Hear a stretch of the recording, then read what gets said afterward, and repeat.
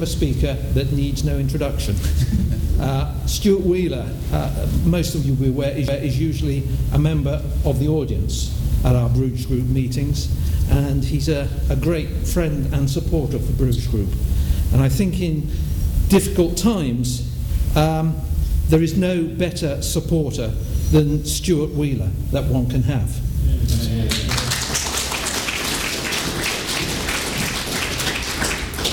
In recent years, Stuart has been a highly effective campaign against the Lisbon Treaty, taking the government to court for breaching its manifesto commitment to hold a referendum.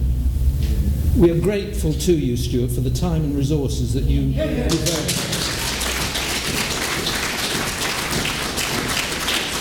Ladies and gentlemen, Mr. Stuart Wheeler. But the idea that Europe is boring and irrelevant, and that the recession is so important that we should forget about Europe, is just ridiculous. It is, to a large extent, the cost of being in Europe that is putting this country in the difficulty it is in. Although I certainly do not exempt from blame the bankers or the Labour Party. The Conservatives should make it absolutely clear that if elected, they will immediately call a referendum on Lisbon. But William Hague indicated that the Conservatives were likely to attempt to scrap the treaty, possibly by calling a retrospective referendum. Heavens above, these are weasel words gone mad. The Tories want to sound tough on Europe without making any commitment they think they can avoid. The commitment to a referendum if Lisbon was not law was fine. But what about the more likely situation that Lisbon is already law when they get in? Back we go, I am sorry to say, sad to tell you, to the weasel words.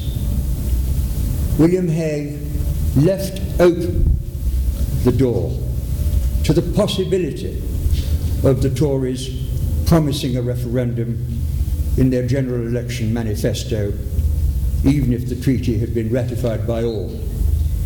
Well, leaving open a possibility is not reassuring. And given the fact that it is 3.5 years since David Cameron promised to leave the EPP, a pledge he restated immediately after his election as leader, one wonders how long that possibility to which the door has been left open would come to be considered.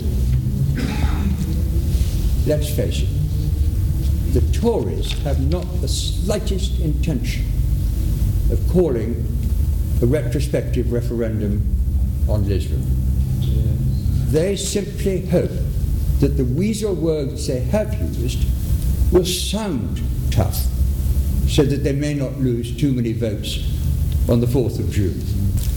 I've had a bit of a go at the Tories. So let me make it quite clear, first, that I'm not at all bitter about their decision to expel me, which was very understandable, and secondly, that I definitely do hope that they will win the general election. It is, however, entirely in their hands whether they get the support of people like me.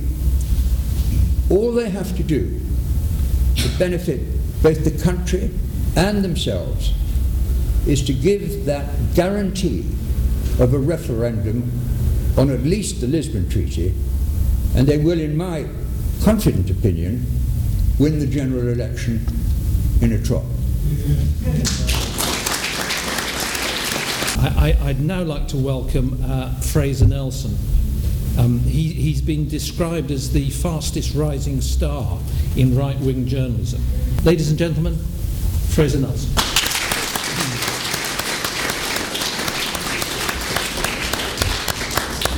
Thanks very much for that. And And thank you, Stuart. Public opinion is brought to the door of Westminster by, well, I would say mavericks like Stuart Wheeler, but he is not a maverick. He is straight from the mainstream of what they think in the real world. And the great thing about him giving his donation to UKIP is that it places at the back of the minds of the Conservative leadership, if we don't watch it, we're going to lose all our votes to UKIP, or a substantial chunk of them. So it is possible to be a loyal Conservative and to wish UKIP well, because as James Goldsmith absolutely worked out, there has to be an electoral price to pay if you slip too much into the Westminster stream. David Cameron's main wish for Europe, I suspect, is that it would just go away, that nobody would ever mention it again. Europe is hugely a matter of national importance, yet the Conservatives are still in therapy about this as a party, because they're still scarred by the internal battles. William Hague gets flashbacks of his Save the Pound campaign in 2001, and they all get memories of what used to be. They don't think about it rationally in terms of what the public wants, they think about it in terms of positioning the party. There is no doubt that the Tory language is shifting, and they want to hint they're squaring up to Europe again, and let there be no doubt they are doing so because of UKIP and the threat of UKIP. I think UKIP's showing this election will, to a large extent, inform the Conservatives as to how Eurosceptic they have to be.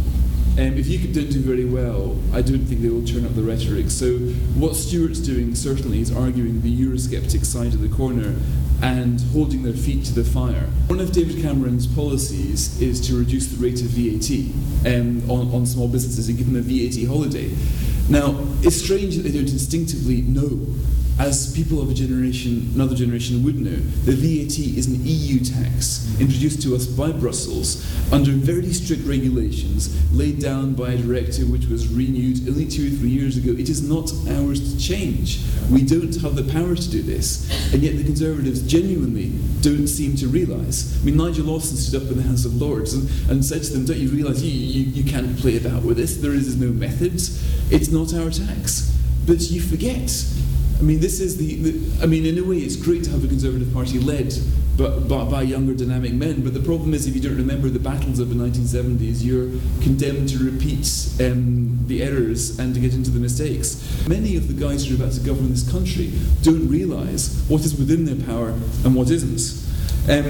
Now, if David Cameron doesn't confront Europe, he will very quickly find the limits of his power, the extent to which the hands of a British Prime Minister are now tied by Brussels. I mean, we for a while had a whole department committed to deregulation that couldn't deregulate because 80% of the regulations come from Brussels. I believe there will be a crunch point in this. To rescue this country in the way that Thatcher did in 1979, it is not enough to go with the flow in Europe.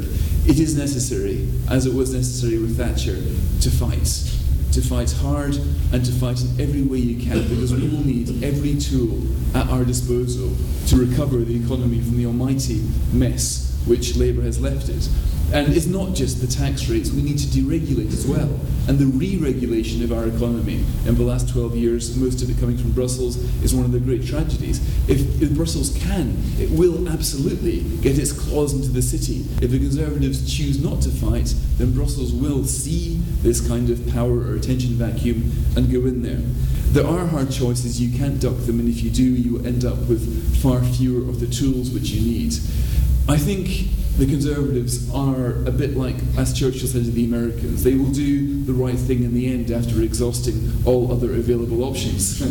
And so we will, I think, get there, because you can't delay this fight. The stakes are too high, the damage is being done. Only 4 days ago we had some EU health commissioner instructing us not to fly to America because of the flu jabs. I mean, given how much more vaccine they've got over there, you'd be far safer in America than you would in Europe.